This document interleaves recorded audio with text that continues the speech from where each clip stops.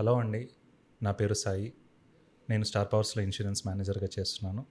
ఈరోజు మన దగ్గర ఉన్నారు కరుణాకర్ గారు, wealthy in customer service private limited తరపు నుంచి. Hello sir, Karunakar sir. Hello sir. Good morning. Good morning sir. మీరు ఇన్సూరెన్స్ చూస్తున్నారు, ఎన్ని సంవత్సరాల నుంచి ఉన్నారు సార్ మీరు సర్వీస్లో?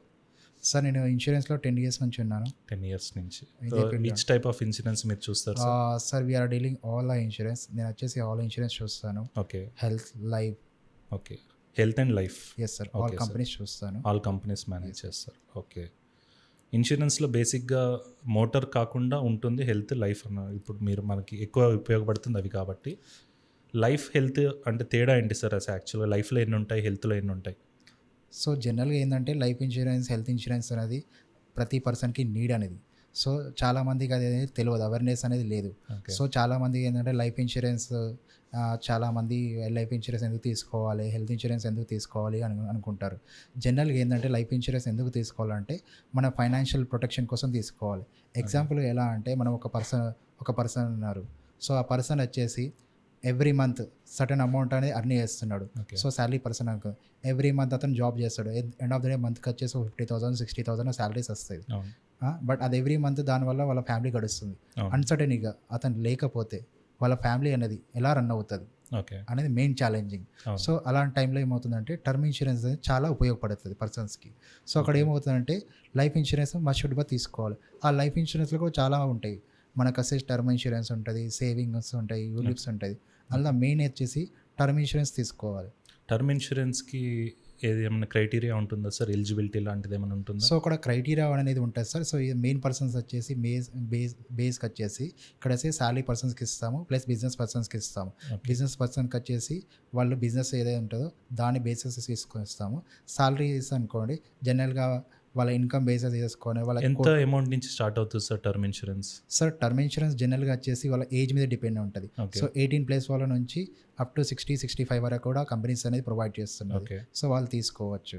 సో ఇంకా ఇన్కమ్ బేసిస్ చూసుకుంటే సార్ వాళ్ళ 2.5 శాలరీ ఇన్కమ్ ఉన్నదనుకోండి Okay. తీసేసుకోవచ్చు. అదే బిజినెస్ పర్సన్స్ అనుకోండి 5 lakhs నుంచి తీసుకోవచ్చు. అంటే 2.5 lakhs శాలరీ ఉన్న అతనికి ఎంత వరకు టర్మ్ ఇన్సూరెన్స్ ఇవ్వగలుగుతారు మీరు? 2.5 ఉన్న వాళ్ళకి ఎగ్జాంపుల్గా వాళ్ళు గ్రాడ్యుయేట్ అనుకోండి, మనం అనేది 50 lakhs అనేది ఇవ్వచ్చు. 50 lakhs. అదే 5 lakhs ఉన్నారనుకోండి వాళ్ళకి 1 year అండ్ ఏజ్ బట్టి మనం ఎక్కువ కూడా ఇవ్వచ్చు, వాళ్ళకి ప్రొవైడ్ చేయొచ్చు. Okay. Term insurance. Term insurance. Term ఇన్సూరెన్స్లో ఇంకేమన్నా ఆప్షన్స్ ఉన్నాయి సార్? ప్యూర్ టర్మా, లేదంటే కొన్ని రైడర్స్లు ఏమన్నా అంటుంటారు కదా? సో ఇక్కడ జనరల్గా ఏమవుతుందంటే ఇక్కడ మనము చాలామందిని చూసినట్టయితే ఇక్కడ ఏమవుతుందంటే ప్యూర్ టర్మ్ ఇన్సూరెన్స్ అంటే కొంతమంది ఏంటంటే కడుతున్నా కదా, నాకు ఏం రావట్లేదు కదా, ఎండ్ ఆఫ్ ద డే నాకు రిస్క్ అవుతనే కదా ఇది వచ్చేది, అవును. రిస్క్ కాకపోతే ఏం రావట్లేదు కదా అని అనుకుంటారు. కానీ ఇక్కడ జనరల్గా ఏమవుతుందంటే సో ఇక్కడ ఏంటంటే మల్టిపుల్ ఆప్షన్స్ అనేది ఉంటుంది. Okay. క్లయింట్ బట్టి ఉంటాయి అన్నమాట. ఇక్కడ ఏంటంటే రిటర్న్ ఆఫ్ ప్రీమియమ్స్ ఉంటాయి. ఓకే. రిటర్న్ ఆఫ్ ప్రీమియం అంటే మనం కట్టిన డబ్బులు. కట్టిన డబ్బులు ఎండ్ ఆఫ్ ద డే ఏమవుతాయంటే రిటర్న్ వస్తాయి. ఓకే. ఎగ్జాంపుల్గా మీకు చెప్పాలంటే సో ఇప్పుడు వచ్చేసి సడన్గా అతను వచ్చేసి ఒక 85 years దాకా 75 years దాకా లేకపోతే 65 years దాకా పెట్టుకున్నారు. Okay. సో వచ్చేసి ఇప్పుడు అతను 1 year ఎగ్జాంపుల్గా 1 year తీసుకున్నారు. ఆ 65 లోపల ఏం కాలేదనుకోండి, అతను కట్టిన డబ్బులు వచ్చేసి రిటర్న్ వస్తాయి. దాన్ని రిటర్న్ ఆఫ్ ప్రీమియం అని అంటారు. ఓకే. కొన్ని సడన్గా ఏంటంటే వాళ్ళు పెట్టుకోలేదనుకోండి, Hmm. 65 లోపల ఏం కాకపోయినా అట్లీస్ట్ ఏంటంటే వాళ్ళ ఫ్యామిలీ సేఫ్ ఉంటుంది కదా, అవునండి. అలా కొద్దిమంది చూస్తారు. ఓకే. నాకు అమౌంట్ రాకపోయినా పర్లేదు అలా ఉంటుంది. సో క్లయింట్ నీడ్ బట్టి మనం ఏదైనా సజెస్ట్ చేస్తాం. టర్మ్ ఇన్సూరెన్స్లో ఎటువంటి డెత్ కవర్ అవుతుందండి?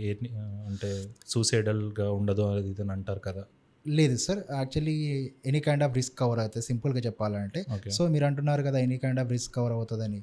మనకి జనరల్గా ఏమవుతుందంటే ఇక్కడ టర్మ్ ఇన్సూరెన్స్ దాంట్లో ఆఫ్టర్ 1 year తర్వాత సూసైడ్ కూడా కవర్ అవుతుంది. సూసైడ్ కూడా కవర్ అవుతుంది. ఆఫ్టర్ 1 year తర్వాత. Okay. అదే బిలో 1 year తర్వాత బిలో ఎక్స్పైర్ చనిపోయాడు అనుకోండి సూసైడ్ వల్ల. ఓకే. సో ఇక్కడ ఏమవుతుందని కట్టిన ప్రీమియం అనేది 80% ఇస్తారు. ఓకే. ఓకేనా సార్. జనరల్గా యాక్సిడెంటల్గా అయింది అనుకోండి, పాలసీ తీసుకుని ఇమీడియట్లీ యాక్సిడెంటల్ అయింది అనుకోండి, ఇమీడియట్లీ కవర్ వచ్చేస్తుంది. ఎండ్ ఆఫ్ ద డే ఏంటంటే పాలసీ ఇష్యూ అయినప్పటి నుంచి కవరేజ్ అనేది స్టార్ట్ అవుతుంది. ఓకే. సో అక్కడ ఏమవుతుందంటే యాక్సిడెంటల్గా చనిపోయినా కానీ అతనికి డబ్బులు అనేది వస్తుంది అన్నమాట. టర్మ్ ఇన్సూరెన్స్ ఇచ్చేటప్పుడు మీరు ఏమైనా మెడికల్ టెస్ట్లు చేస్తారా, లేదంటే ఎలా ఉంటుంది అది?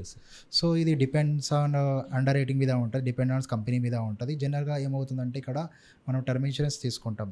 టర్మ్ ఇన్సూరెన్స్ తీసుకున్న బట్టి ఇప్పుడు శాలరీస్ పర్సన్స్ కానీ బిజినెస్ పర్సన్స్ కానీ వాళ్ళ ప్రొఫైల్ బట్టి, వాళ్ళ ఇన్కమ్ బట్టి, వాళ్ళ ఏజ్ బట్టి. సో కొన్ని కంపెనీస్ మెడికల్స్ ఇస్తాయి, కొన్ని మెడికల్ వీడియో ఎంబీఆర్లో అయిపోతుంది.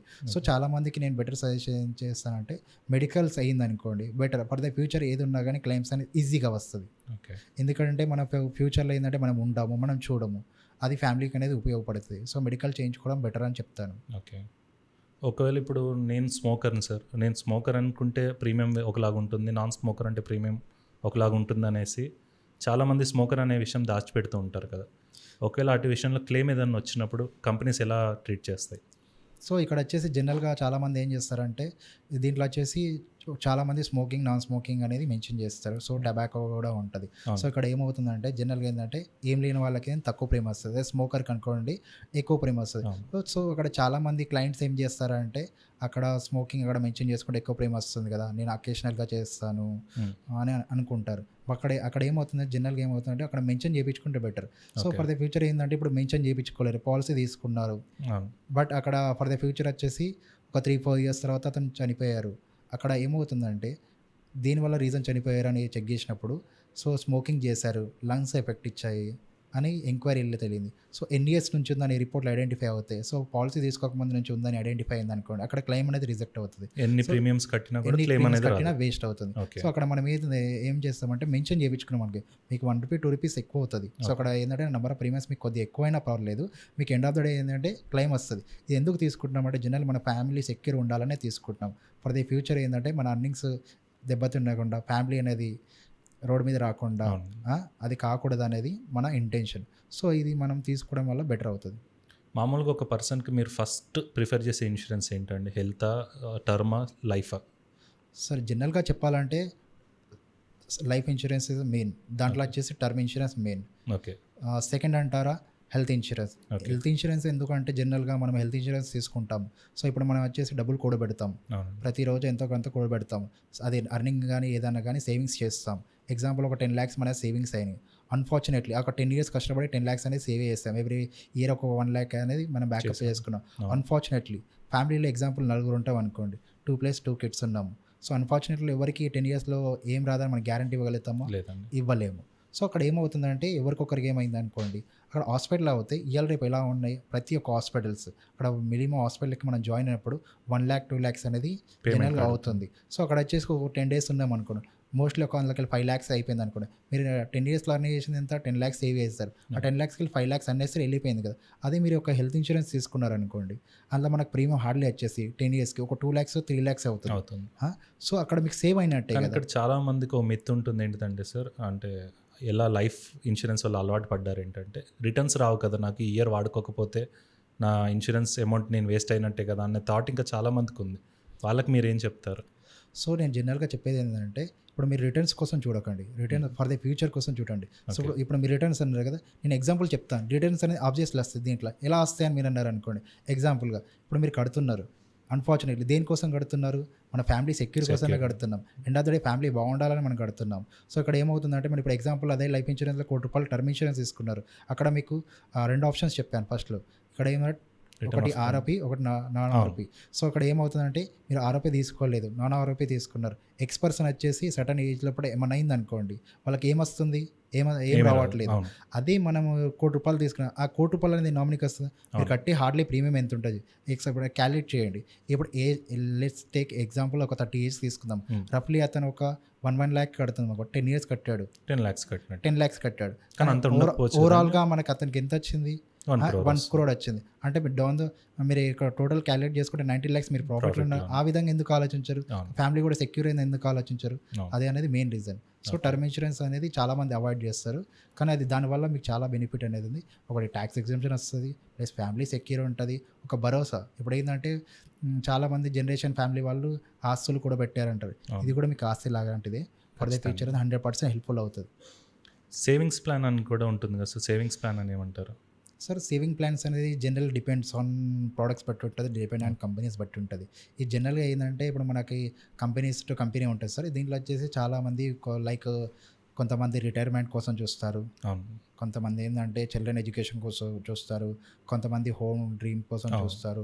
దాన్ని బట్టి ఏంటంటే ప్రోడక్ట్ మనం డిసైడ్ చేస్తాం, మనం టైలర్ మేడ్ అండి ప్రోడక్ట్స్ అని, టైలర్ మేడ్ మనకి ఇష్టం వచ్చినట్టు కస్టమ్స్ చేసుకోవచ్చు. చేసుకోవచ్చు. Okay. సో ఇక్కడ ఏమవుతుందంటే నా దొడే లంసమ్ కావాలంటారు కొంతమంది, అవును. లేకపోతే ఎర్లీ ఇన్కమ్ కావాలంటారు కొంతమంది. ఎగ్జాంపుల్ 18+ వచ్చినప్పుడు మా చిల్డ్రన్స్కి లంసమ్ కావాలనుకుంటారు, లేకపోతే చిల్డ్రన్స్కి వచ్చేసి పాకెట్ మనీ లాగా కావాలంటారు. అవును. ఆ విధంగా మనం డిసైడ్ చేసి రిటర్న్స్ ఇవ్వచ్చు ఎంత ఇస్తున్నారు సార్ మీరు? ఒకవేళ సేవింగ్స్ ప్లాన్ చేసుకుంటున్నాం, మార్కెట్లో రిటర్న్స్ ఇప్పుడు మార్కెట్ డౌన్ ఉంది, దానికి తగ్గట్టు ఇలా ఏ పర్సెంటేజ్లో మీరు రిటర్న్స్ ఇస్తున్నారు? సార్ ఇక్కడ సేవింగ్ ప్లాన్స్లో వచ్చేసి లైఫ్ ఇన్సూరెన్స్ అనేది వచ్చేసి రిటర్న్స్ అనే బేస్డ్ ఆన్ ఇప్పుడు ఏంటంటే కంపెనీ టు కంపెనీ ఉంటాయి. సో ఇక్కడ వచ్చేసి మెయిన్ రిటర్న్స్ వచ్చేసి దీంట్లో గ్యారంటీ ఉంటాయి. ప్రోడక్ట్స్ ఓకే కొన్ని ప్రోడక్ట్స్ వచ్చేసి పార్టిసిపేటెడ్ ఉంటాయి. ఓకే సో డిపెండ్స్ ఆన్ మీద మనకు డిపెండ్ అయి ఉంటుంది. మనం ఎగ్జాక్ట్లీ రిటర్న్స్ అనేది చెప్పలేము. అదే మీరు వేరే దీంట్లోనే మనకి యూలిప్స్ అని ఒక ప్రోడక్ట్స్ ఉంటాయి. ఓకే ఆ యూలిప్స్ అనేది మార్కెట్ రిలేటెడ్ ఉంటాయి. యూలిప్ అంటే unit linked insurance product. Unit link insurance. So అక్కడ ఏమవుతుందంటే జనరల్గా ఏమవుతుందంటే మనకి రిటర్న్స్ అనేది ఎక్కువ ప్రాఫిట్ ఎక్స్పెక్ట్ చేయొచ్చు. రిస్క్ కూడా ఎక్కువ ఉంటుంది. రిస్క్ కూడా ఎక్కువ ఉంటుంది సార్. ఓకే ఆ రిస్క్ అనేది ఎలా డిపెండ్ అయి ఉంటుంది అంటే, సో ఈ రోజు మార్కెట్ ఎక్కువ ఉంది, మార్కెట్ బాగుంది, రిటర్న్స్ కూడా మీకు బాగా వస్తాయి. అండ్ అదే మార్కెట్ డౌన్ లైన్ అయింది, సో అక్కడ మనకి యూనిట్స్ అనేవి అలొకేట్ అవుతాయి. ఎగ్జాంపుల్ మీకు 10 రూపీస్ ఎన్ఏవి తీసుకున్నాము, ఓకేనా సార్. అప్పుడు మనకు 10 రూపీస్ ఎన్ఏవి వచ్చేసి రేపటి రోజు 20 రూపీస్ కావచ్చు, 30 రూపీస్ కావచ్చు.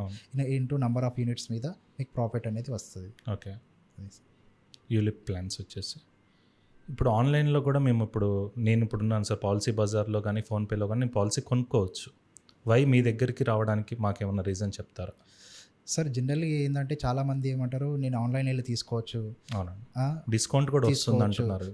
ప్లస్ అడ్వైజర్స్ దగ్గర వెళ్తే ఇప్పుడు ఎగ్జాంపుల్ స్టార్ పవర్స్ డిజి లోన్ ఉంది సార్. అవును సార్. సో వాళ్ళ అడ్వైజర్ ద్వారా వెళ్ళడం వల్ల లాభం ఏంది, ఆన్లైన్ వెళ్ళడం వల్ల లాభం ఏంది అని చాలామంది చూస్తారు. సో ఇక్కడ ఏమవుతుందంటే జనరల్గా అక్కడ ఆన్లైన్కి వెళ్తే సజెస్ట్ చేసే వాళ్ళు ఎవరు ఉండరు. అక్కడ నెంబర్ ఆఫ్ కంపెనీస్ ఉంటాయి. నెంబర్ ఆఫ్ కంపెనీస్లో ఏది బెటర్, ఏది చూస్ చేసుకోవాలి, దాంట్లో బెనిఫిట్ ఏంది అనేది చూపించారు. అక్కడ ఏమవుతుందంటే డౌన్ ద లైన్ మనం లోతుకి వెళ్తేనే చూస్తేనే మనకు తెలుస్తాయి ప్రతి ఒక్కటి. అది అడ్వైస్ చేసే వాళ్ళు ఉండరు. అదే మనం అడ్వైస్ దగ్గర వెళ్ళామనుకోండి, డిజి లోన్స్ ద్వారా వెళ్ళామనుకోండి, స్టార్ పవర్స్ ద్వారా వెళ్ళామనుకోండి, అట్లీస్ట్ ఏంది అక్కడ సజెషన్ ఇస్తారు. మల్టిపుల్ కంపెనీస్ చాయిస్ చూసుకోవచ్చు. అది మనం చెప్పామనుకోండి, అప్పుడు మీకు బాగుంటుంది. అదే మీరు ఆన్లైన్లో ఏదో ఒకటి బై చేసుకున్నారు, end of the day claim వచ్చింది, అందులో ఇది మెన్షన్ లేదు సార్, ఇది మేము ఇందులో కవర్ చేస్తలేము సార్ అని అన్నారు అనుకోండి, అప్పుడు చాలా ఇబ్బంది అయిపోతుంది. సో అదే మనం ఒక సజెషన్ ద్వారా, ఒక అడ్వైజర్ ద్వారా, ఛానల్ ద్వారా వెళ్ళామనుకోండి, సో అక్కడ ఏమవుతుందంటే మీకు అక్కడ ఏంటంటే డౌన్ లైన్ కూడా మొత్తం చెప్తారంట, ఇది ఉంటుంది, మైనస్ ఉంటుంది, ఇది ప్లస్ ఉంటుంది, ఇది యాడ్ చేసుకున్న వాళ్ళు బెటర్ ఉంటుంది అని కూడా మనకు ఫైనాన్షియల్ అడ్వైజర్స్ అని ఉంటారు. సో క్లైమ్స్లో కూడా మీకు అనేది వాళ్ళు హెల్ప్ చేస్తారు. ఓకే, మేము ఒక కస్టమర్గా నేను మిమ్మల్ని ఒక కొటేషన్ అడిగితే మీరు ఎన్ని కంపెనీల నుంచి ఇవ్వగలుగుతారు సార్ నాకు? సార్ ఇప్పుడు కంపెనీస్ అంటే మేము వచ్చేసి మేము ఎగ్జాంపుల్ మేము ఒక 5 కంపెనీస్ చేస్తాం అనుకోండి, ఆ 5 కంపెనీస్ నుంచి మీకు ప్రొవైడ్ చేయగలుగుతాం. ఒకవేళ నేను మిమ్మల్ని దాంట్లో బెస్ట్ కోట్ ఇవ్వమని అడిగాను అనుకోండి, మీరు ఏమైనా సజెస్ట్ చేస్తారా, లేదంటే 5 కంపెనీస్ గురించి ఎక్స్ప్లెయిన్ చేస్తారా? ఫస్ట్ మేము ఏం చేస్తామంటే వాళ్ళ ప్రొఫైల్ డీటెయిల్స్ అనేది తీసుకొని అన్ని కంపెనీస్ ఇస్తాం. ఎందుకు ఇస్తామంటే ఎండ్ ఆఫ్ ద డే ఇప్పుడు మేము ఒక కంపెనీ ఇచ్చాము, వాళ్ళు వెళ్ళి ఆన్లైన్లో చెక్ చేస్తారు, మాకు ఎందుకు అది ప్రొవైడ్ చేయాలని అంటారు. అదే మేము అన్ని కంపెనీస్ ఇచ్చామనుకోండి, సో క్లయింట్కి చాయిస్ ఇచ్చినట్టు ఉంటుంది. దాన్ని బట్టి అతను చూసుకుంటాడు, దాన్ని బట్టి మనకి ఏది కావాలో చెప్పొచ్చు. డౌన్ ద లైన్ కూడా ఏమవుతుందంటే ఆ కంపెనీస్లో ప్రీమియమ్స్ ఎంత అవన్నీ చాలామంది ఏంటంటే క్లయింట్స్ ఎలా ఉన్నారంటే ప్రీమియం ఏది తక్కువ వస్తే అది తీసుకుందాం ఉన్నారు, ఓకేనా. కానీ అందులో బెనిఫిట్స్ ఏంది, ఏది బాగుంటుంది, ఏది మంచిగా ఉంటుంది, అది ఎవరు చెప్పాలి, అది క్లయింట్కి తెలియదు. సో మనం అన్ని కంపెనీస్ పంపించాము, మనం చెప్తాము. సో క్లయింట్ అనేది 1 రూపీ ఎక్కువైనా పర్వాలేదు, మంచిది ఇవ్వమని చూస్తారు. సో అదే ప్రీమియం అప్పుడు చూడరు, అప్పుడు మైండ్ సెట్ అనేది చేంజ్ అవుతుంది. అది ఆన్లైన్లో అనుకుంటారు, తక్కువ ప్రీమియంలో తీసుకుంటారు, అండ్ అదే అక్కడ రిజల్ట్ వచ్చేసి 0 ఉంటుంది. అందుకని మనం ఏంటంటే కొద్దిగా వెళ్ళామనుకోండి తెలిసిన వాళ్ళతోని, అప్పుడు మీకు ఉపయోగం ఉంటుంది. Okay, thank you Karunakar sir. ఇంకేమన్నా డౌట్స్ ఉన్నా కూడా మళ్ళీ మనం ఒకసారి కరుణాకర్ గారికి బ్యాకప్ అవుదాము, చాలా విషయాలు నేర్చుకుందాము. లైఫ్లో, హెల్త్లో, టర్మ్లో ఏదున్నా కూడా కరుణాకర్ గారు సపోర్ట్ తీసుకుంటాము. Thank you very much sir Karunakar. Thank you అండి.